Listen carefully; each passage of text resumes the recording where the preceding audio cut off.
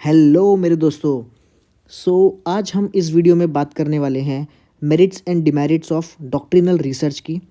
अगर आपने previous video नहीं देखा है तो पहले आप उसको जाकर देखिए, बिकॉज उसमें मैंने समझाया था व्हाट इज़ डॉक्ट्रिनल रिसर्च और उसके बारे में सभी चीज़ें मैंने उस वीडियो में बताई थी।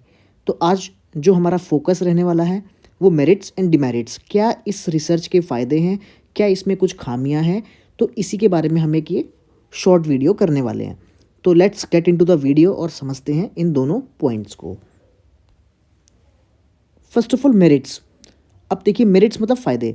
अब डॉक्ट्रिनल रिसर्च हमें पता है कि ये एक लाइब्रेरी बेस्ड रिसर्च है। इसमें हमें कहीं बाहर नहीं जाना है, हमें सिर्फ बुक्स से ही अपना जो हमें रिसर्च करनी है वो बुक्स की मदद से ही करनी है। पब्लिकेशंस, बुक्स जो भी है वो कंटेंट वहीं से लेना है। कोई हमें सर्वे नहीं करना है, इसमें ऐसा कुछ नहीं करना है। तो इसके फ़ायदे क्या क्या हो सकते हैं? It is a traditional method. First of all ये ट्रेडिशनल है, तो ट्राइड एंड टेस्टेड भी बोल सकते हैं हम इसे, for conducting legal research and is often taught during the early stages of legal training. जैसे आप शुरुआत करते हैं तो पहले आपको यही मेथड से बताया जाता है, आपको डायरेक्टली सर्वे करने के लिए नहीं बोला जाएगा। अगर आपको कोई भी चीज़ रिसर्च करनी है तो वो मेक श्योर करेंगे, अगर आप इनिशियल स्टेजेस में हैं तो आप पहले बुक से ही करें, मतलब बुक्स की मदद से ही कुछ नया फाउंड करे या फिर कुछ अपना दिमाग लगाए, पर जो कंटेंट आपको आसपास मिल जाए उसी की मदद से। कहीं आपको मतलब नॉन डॉक्ट्रिनल रिसर्च में नहीं बोला जाता है। तो पहला इसका फ़ायदा यही होता है कि क्योंकि पुरानी है and is often taught during the early stages में इसको बताया जाता है। सो कॉन्सिक्वेंटली होता क्या है, most legal researcher will be familiar with this method. अगर सब ने ये पहले किया हुआ है तो सब इसके साथ फेमिलियर होते हैं already, and techniques involve in it. जैसे ये रिसर्च करनी है उसके उससे हम पहले ही फेमिलियर होते हैं, तो फेमिलियरिटी इसका पहला मेरिट है। Second is no shortage of experts in of this method. जब सब ने ये पहले रिसर्च करी होती है तो इसमें एक्सपर्ट्स की कमी नहीं है।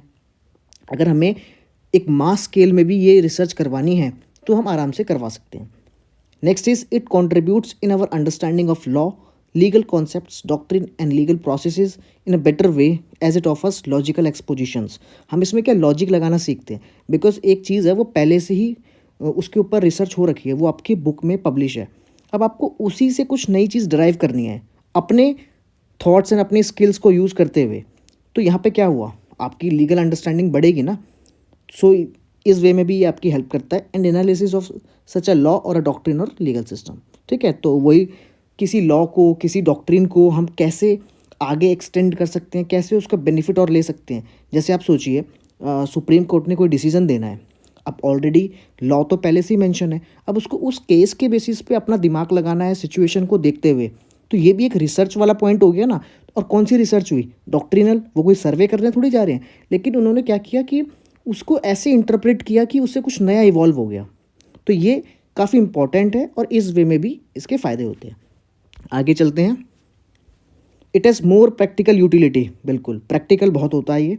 It provides quick answers to the problem as the researcher is continuously engaged in the analysis of legislation and case laws and the integration of statutory provisions and judicial pronouncements in a coherent and workable body of doctrine।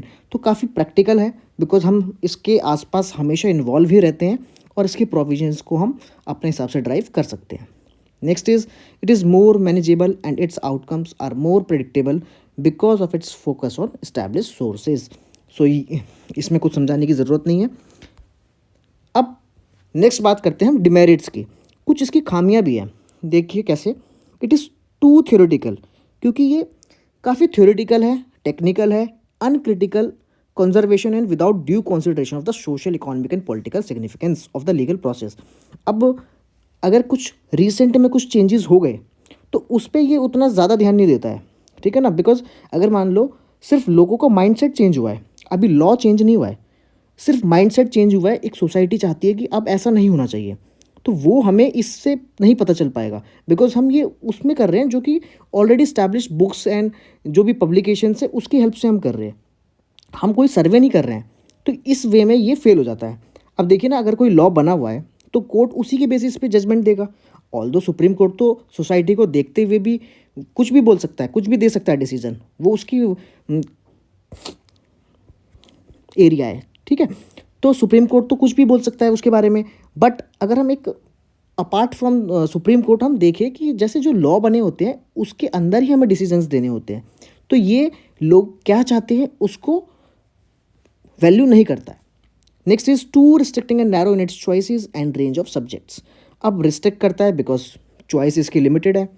Next is restricted to what is already available and does not focus on the changing needs of the society, जो मैं आपको पहले ही बता चुका हूँ। Society अब कुछ और चाहती है लेकिन बुक्स में कुछ और लिखा है, तो इसकी रिसर्च में सोसाइटी जो चाहती है वो मेंशन नहीं हो पाएगा।